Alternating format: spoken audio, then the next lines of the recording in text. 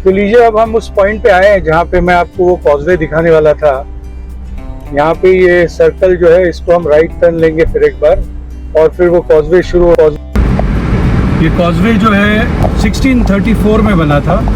1634 में जो उस ज़माने के वाइसरॉय थे, जिनका नाम था मिगेल दे नोरोना, इन्होंने इस कॉजवे का निर्माण किया था। इस कॉजवे को कहते हैं पोंते कॉन्दे दे लिनारेस, या कभी कभी इसे पोंते दे लिनारेस भी कहते हैं। ये पंजिम और रायबंदर, इन दोनों गांवों को जोड़ता है। 1634 में बना ये कॉजवे, बहुत ही खूबसूरत। और इसकी बाईं तरफ आप देखोगे तो बहुत ही खूबसूरत नज़ारा है, क्योंकि मांडवी नदी जो है, मांडवी रिवर जो है, वो इसके साथ साथ चलती है। तकरीबन 3 किलोमीटर या 3.2 किलोमीटर लंबाई का ये कॉजवे है। और जैसा कि मैंने आपको पहले कहा, ये कॉजवे जब बना था तो तब इस पे घोड़ा गाड़ी और बैलगाड़ी और हो सकता है लोग पैदल चलते थे। और अब कुछ सालों पहले तक इस पे हेवी व्हीकल मूवमेंट भी होता था, लेकिन फिर इसकी कंडीशन देखते हुए गवर्नमेंट ने ये डिसीजन लिया कि इस पे हेवी व्हीकल ट्रैफिक मूवमेंट बंद कर दिया जाए, और फिर सिर्फ अब लाइट ट्रैफिक मूवमेंट इस पे होता है। जो ट्रक्स और ट्रेलर्स होते हैं वो इस पे नहीं चलते। बहुत ही खूबसूरत नज़ारा, एंजॉय कीजिए।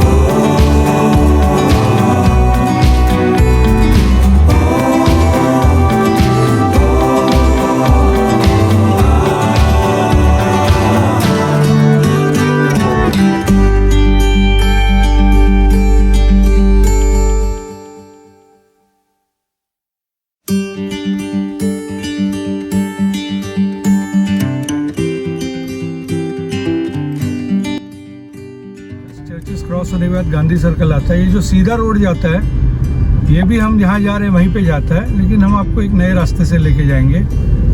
ये हाल ही में एक नया ब्रिज बना है यहाँ पे, जिसे गाउंडलिम ब्रिज कहते हैं। जैसा कि मैंने आपको कहा, हम अब गाउंडलिम ब्रिज क्रॉस करेंगे। ये ब्रिज कुंभारजुआ कैनाल को क्रॉस करता है, मतलब कुंभारजुआ कैनाल के ऊपर ये बना हुआ है ब्रिज। कुंभारजुआ कैनाल का एक बहुत ही बड़ा रोल रहा है हिस्ट्री में। इसके बारे में मैं आपको बाद में बताऊंगा कि इसका महत्व क्या है। फिलहाल इतना ही बताता हूँ कि कुंभारजुआ कैनाल जो है, ये गोवा की जो 2 मेन नदियाँ हैं, मांडवी और जुआरी, इनको कनेक्ट करता है। मतलब साउथ की तरफ आती है जुआरी और नॉर्थ की तरफ मांडवी, तो इन दोनों नदियों को ये कुंभारजुआ कैनाल कनेक्ट करता है। ये गाउंडलिम ब्रिज जो कुछ साल पहले बना है। अब जबकि हम गाउंडलिम ब्रिज क्रॉस कर ही रहे हैं, तो आपको बता दूं कि हम एक्चुअली आज जा रहे हैं सेंट इस्टवेम या सेंट स्टीफन या सेंट इस्टवजुए, जो कुछ भी आप कहना चाहे आप कह सकते हैं। हम इस आइलैंड पे जा रहे हैं, जिसका भी एक महत्व है, एक प्राचीन जगह है। एक वहाँ पे सेंट स्टीफन चर्च है और एक छोटा सा फोर्ट भी है, बहुत ही खूबसूरत। हालांकि बहुत बड़ा नहीं है, लेकिन उसका एक अलग महत्व है, तो हम आपको वहाँ लेके चल रहे हैं। तो आइए चलते हैं सेंट स्टेव फोर्ट और सेंट स्टेव चर्च। जब वहाँ पहुँचेंगे तो इस जगह के बारे में थोड़ी सी हिस्ट्री की नॉलेज मैं आपको देता रहूँगा, वहाँ के चर्च के बारे में, फोर्ट के बारे में।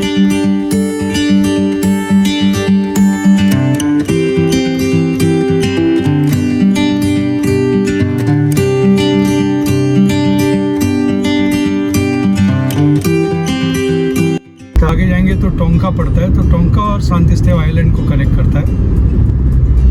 सेंट स्टीफन्स आइलैंड इसका नाम पोर्चुगीज लोगों ने रखा था, लेकिन आगे जाके ये सांतिस्तेव इसको कहा जाता है।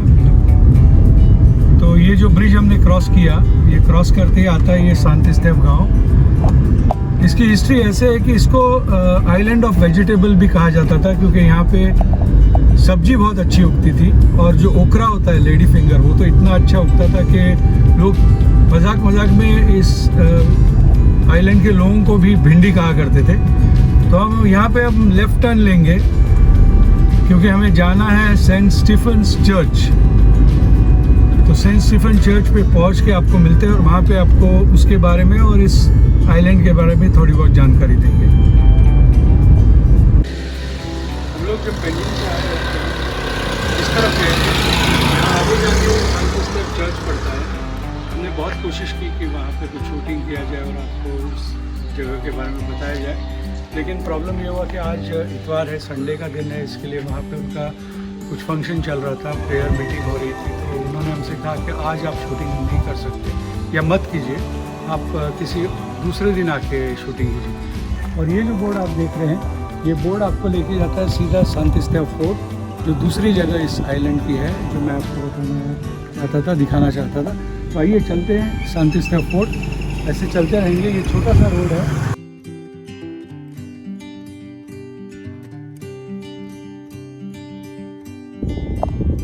अब हम पहुंच गए हैं सांतिस्तेव फोर्ट, जिसे जुए फोर्ट भी कहते हैं। वैसे ये जो आइलैंड है, इसका नाम पहले जुए था। जुए का मतलब ही कोंकणी में होता है आइलैंड। और फिर जब पोर्चुगीज़ 1510 में गोवा में आए और अल्फांसो दे अल्बुकेर्क ने गोवा पे कब्ज़ा कर लिया, तो हुआ ये कि 26 दिसंबर 1510 को अल्फांसो दे अल्बुकेर्क ने ये आइलैंड पे अपना कंट्रोल जमा लिया। और उसी दिन सेंट स्टीफन का फीस्ट होता है, तो उनका त्यौहार होता है। तो इसी कारण से इन्होंने इस आइलैंड का नाम रखा सेंट स्टीफन्स आइलैंड या सांतिस्तेव आइलैंड। और ये जो फोर्ट है, ये 1668 में बना और छोटा सा फोर्ट है, बहुत बड़ा फोर्ट नहीं है। चलिए अंदर चलते हैं। वैसे चलते चलते आपको थोड़ी जानकारी दे दूँ। ये सांतिस्तेव फोर्ट है, ये 1668 में बना। जब पोर्चुगीज़ ने इस आइलैंड पे अपना कंट्रोल जमा लिया, तो धीरे धीरे यहाँ के लोग भी क्रिश्चियन धर्म को अपनाने लगे। और 1555 में 1555 में पहला आदमी यहाँ का, जो मेजर पॉपुलेशन हिंदू लोगों का होता था, वो कैथलिक बना। और फिर धीरे धीरे तकरीबन पूरा आइलैंड या पूरे आइलैंड के लोग क्रिश्चियन बन गए। और फिर एक फर्स्ट चर्च बना, जहाँ पे हम शूटिंग नहीं ले पाए। जो फर्स्ट चर्च था 1575 में बना, जो सेंट स्टीफन्स चर्च कहा जाता है इसे।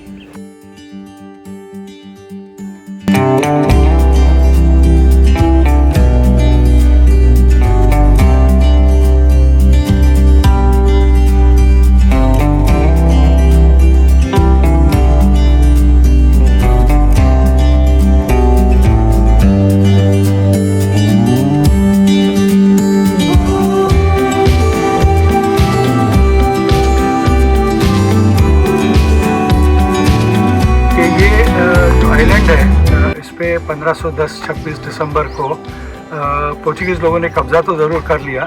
आदिल शाही फोर्सेस जो यहाँ पे थी उनको भगा दिया। आगे जाके 1570 में 1570 में आदिल शाही फोर्सेस ने वापस इस आइलैंड को कैप्चर किया था। ये जो जुए आइलैंड था या सांतिस्तेव आइलैंड था, इसको वापस कैप्चर किया। 60,000 फौज थी, अनगिनत घुड़सवार थे, हाथी थे और बड़ी फौज लेके आदिल शाह के सोल्जर्स ने पोर्चुगीज़ लोगों को यहाँ से भगा दिया। और फिर जब पोर्चुगीज़ लोगों ने उल्टा प्रहार किया, प्रतिवार किया या वापस आए, तो इन्होंने बहुत सारे आदिल शाही फोर्सेस को मार गिराया। तो इसके लिए इस आइलैंड का कुछ देर के लिए, कुछ समय के लिए नाम आइलैंड ऑफ द डेड या इलास दे मॉर्तो ऐसा भी पड़ा था, जिसे पुर्तगीज में इला दे मॉर्तो कहते हैं, आइलैंड ऑफ द डेड। तो ये एक बहुत बुरी घटना यहाँ पे इस आइलैंड पे 1570 में घटी थी। और एक इम्पॉर्टेंट बात मैंने आपको ब्रिज के ऊपर कही थी कि ये जो कुंभारजुआ चैनल है, इसका महत्व ये है, इसका इम्पोर्टेंस ये था कि जो बहुत सारे शिप्स आते थे पुर्तगाल से या यूरोप से गोवा में, तो इनकी मरम्मत जो होती थी वो इस कुंभारजुआ चैनल में बहुत सारे वर्कशॉप्स उस ज़माने के जो कोई भी उस ज़माने की टेक्नोलॉजी थी, उस टेक्नोलॉजी को लेकर उस जहाज़ों को रिपेयर किया जाता था। तो इसका ये इम्पोर्टेंट सेंटर था शिप रिपेयर का। और इस आइलैंड के जो लोग थे, होता क्या था कि बहुत सारे लोगों को लेके वहाँ से पुर्तगाल से पुर्तगाली आते थे। तो उस ज़माने में डॉक्टर्स या मेडिकल साइंस उतना डेवलप नहीं था, तो कुछ सी फेरर्स जो आते थे वो रास्ते में मर जाते थे या एक्सीडेंट में मारे जाते थे। तो इस आइलैंड के लोगों को उनकी जगह पे रिक्रूट किया जाता था, उनको लिया जाता था और फिर वो जहाज़ के साथ सेल करते थे। तो तब से इस आइलैंड के लोगों में ये एक रिवाज है कि इस आइलैंड के बहुत सारे लोग सी फेरर्स हैं। आज भी मर्चेंट नेवी में और क्रूज शिप में इस आइलैंड के बहुत सारे लोग काम करते हैं। तो यहाँ पे स्टैचू है, इसके बारे में थोड़ी सी जानकारी आपको दे दूँ। ये स्टैचू क्राइस्ट द किंग का है और ये रोम से 1926 में यहाँ लाया गया।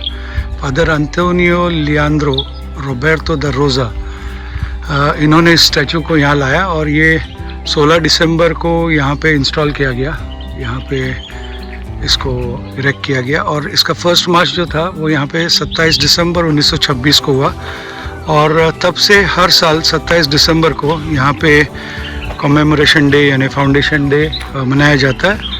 हो सकता है छोटा सा त्यौहार हो, मुझे उसके बारे में ज़्यादा जानकारी नहीं है, लेकिन एक छोटा सा फेस्टिविटी जैसा कुछ सेलिब्रेशन होता हो यहाँ हर 27 दिसंबर को। ये है वो स्टैचू ऑफ क्राइस्ट जो रोम से लाया गया था। बहुत ही सुंदर सा ये स्ट्रक्चर है।